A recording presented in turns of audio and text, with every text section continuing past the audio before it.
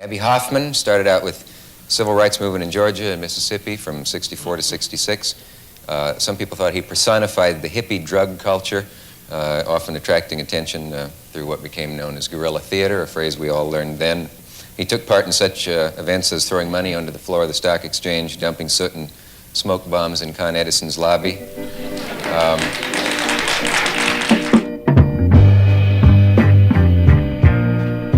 Abbie was brilliant, hysterically funny, theatrical, creative, reckless. He was a force. He was a force of nature.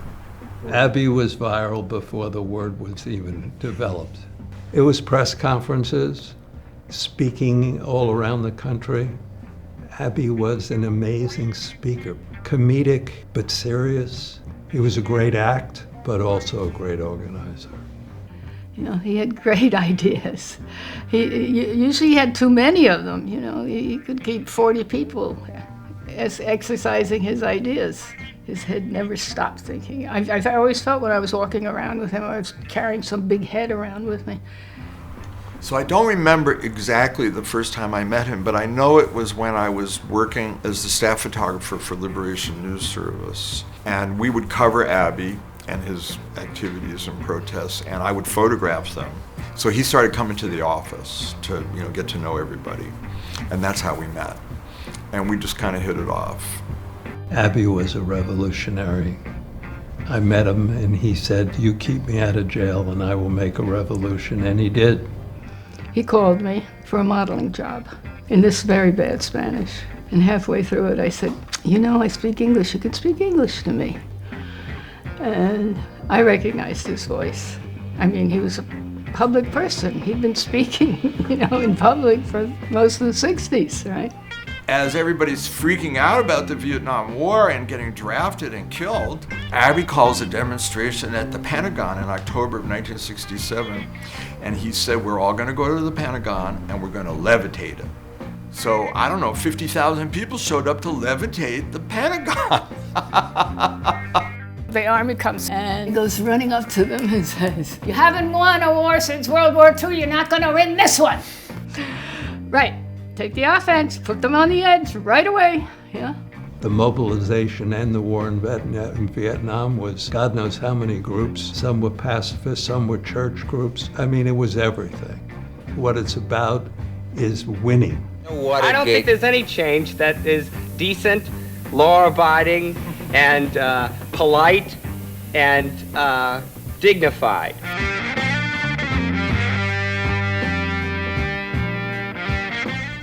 He was the head of the Student Nonviolent Coordinating Committee of Massachusetts.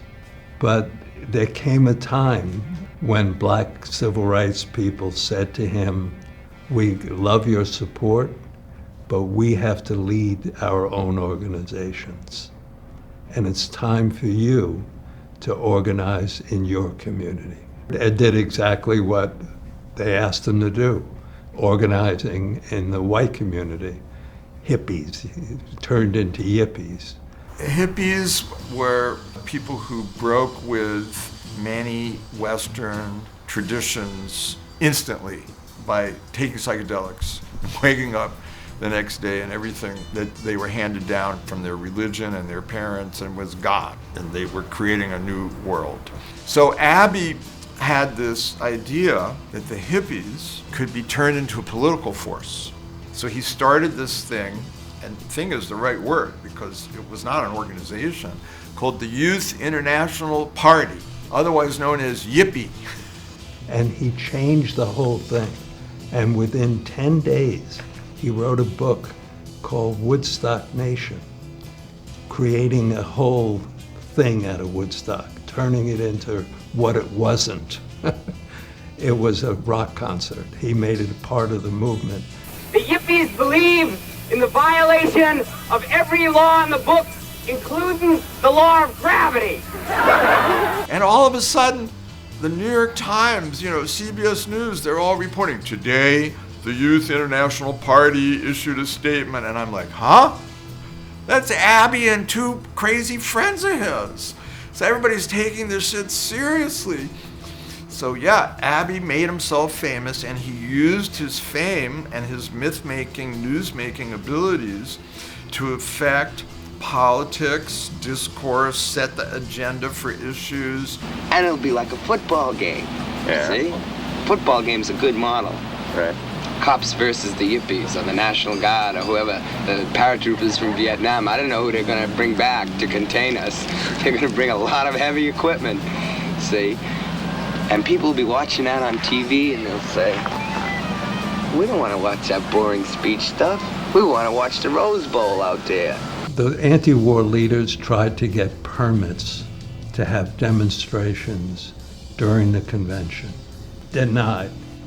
So everything was illegal. You couldn't have a demonstration. And the cops knew it, and they went after you when you try to organize something. And they ended up clubbing and beating the demonstrators on television. Nixon gets elected, and in April of 1969, the Chicago Eight are indicted. He always called the Chicago 7 trial the Chicago 8 because he always remembered that Bobby Seale was severed from that trial. He thought that the Chicago 7 trial was one of the greater moments in his organizing life. He took over the trial. He started in the beginning with creating scorecards, the United States versus a conspiracy. He laughed at them. He did jumps in front of the courthouse. His goal was to use the case to change people's mind about the war. Every day after court, he went to another speech, and he would organize the students that he spoke in front of to protest if there was a conviction. He called it the day after. And the day after, millions of people went into the streets. People were laughing, were having fun. Everybody was looking at the trial. And after the trial, people's attitudes on the war changed radically.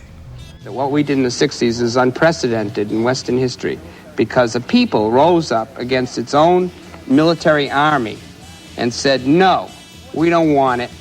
And the army gave up. The anti-war movement had waned. The country was against the war, and the war was going to end. And so the movement was ending. It was a depressing time for him. He had no money, and how he got involved with a bunch of coke, I have no idea, but he was busted in a hand-to-hand recorded deal.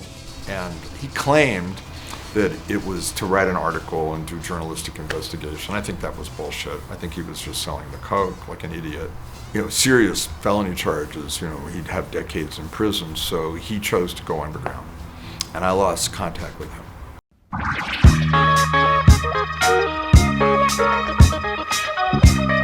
He was teaching English in Guadalajara. His name was Mark Samuels, and he wanted me to meet him in a hotel outside of Guadalajara. He started telling me all his versions of the bust in a very loud voice. And then I told him, I said, just let's have these conversations outside. I don't know, we fell in love pretty quickly. I mean, I felt I was there to protect him. I never called him Abbie once. Mark Samuels was a food critic, Barry Michaels in Mexico, and Barry Freed up on the St. Lawrence River. Were the main three names. When we were together, I called him by whatever name he was using at the time. I never thought of him as Abbie. I thought of him as Mark. I thought of him as Barry Migueles, Barry Freed, or Donald Friedlander. Those are the people I knew. There was always an element that somebody could, but we had our ways and our IDs and our stories ready. So generally speaking, we weren't afraid.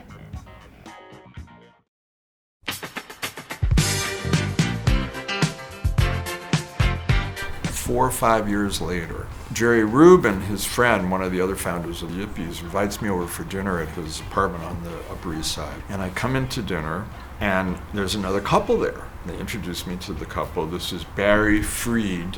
And I'm listening to this guy, Barry Freed, talk, and finally I cue in on his voice, and I'm like, oh my God, it's Abbie. But he had had plastic surgery on his nose, so it was very hard to recognize him, but you could recognize his voice. So we hugged and, got back together, and we immediately started planning his return from underground. I'd spent a lot of time spinning my wheels trying to figure out how to get him in safely. I notified them that he was coming back voluntarily and had this wonderful story of what he had been doing, an activist saving a river. And this was the big discussion about turning yourself in. I was totally against it. I mean, we had a great life underground. But not only was it getting close to us, but also Reagan was probably going to get elected in the fall. It should be before then. I go to Barbara Walters of ABC News, and I tell her through her producer, who I knew a little bit, I'm going to take you to see Abbie Hoffman in hiding. You're going to be the first journalist to ever interview him while he's a fugitive underground. And I can't tell her where we're going. So eventually she gets on the plane, we take off. We fly to Watertown, New York, near the St. Lawrence River. I tell her the whole story. He and I got in our boat and we went around the back of the island to the Canadian side. And our friends took Barbara and her crew in another boat and brought them another way to this secret place where we were hiding out. She says hello to us, and first thing she says to me, she says, well, you're not what I expected. His best friends would never recognize Abbie Hoffman today. He has a new nose, courtesy of plastic surgery, a new haircut, and a beard. Yesterday, during a day I spent at his hideout, he revealed he'd spent 2 years on the run, but 4 years as a man of the highest respectability. So she does this interview with him, and they fall in love with each other. And she puts it on ABC 2020 for an hour. And back then, probably 30 million people would watch that. Then Abbie comes back and turns himself into Morgenthau. Wearing the new face that helped hide him from police for 6.5 years, former Yippie leader Abbie Hoffman surrendered this morning to New York City narcotics prosecutors. While inside, authorities checked his fingerprints. I'm glad to be back in New York. I love New York. A 1 to 3 year sentence not only is manageable, but Bob Morgenthau had the power to convert the 1 to work release. Free at last. When he came out, we went up to the river. He was on parole there. In America, you have to figure, this is extremely complicated. The revolution is, it's, in the end, it's for the hell of it. It is a fucking game. And you have to, you have to study the game. You have to try and play it as intensely as you can. And you have to try and use every tool you can. If you're funny, you have to use it. If you're cute, whatever you got, you have to use. Abbie had classic manic depressive disease, bipolarity. He was one of the first patients to take lithium. And lithium at that time was given in way too large doses, and it would basically rob people of their personality. It would turn them into zombies. There are rapid cyclers that go manic, depressive, manic, depressive, manic, depressive all in one day. And then there's long-term cyclers that are manic for 6 months and then depressed for 6 months. And I think he was the latter. In 1989, had a bad bout with his depression. He sort of went off the rails and he stopped communicating. He hated the drugs, but he couldn't deal with life without the drugs. And then the demons really kept increasing in his head, and he killed himself with sleeping pills, overdose of sleeping pills, 1989. And he was talking about buying. He wanted me to sell a place at the river and buy a place there. I don't know. I wasn't there. It's an apparent suicide, but I was not there, so I can't tell you what happened.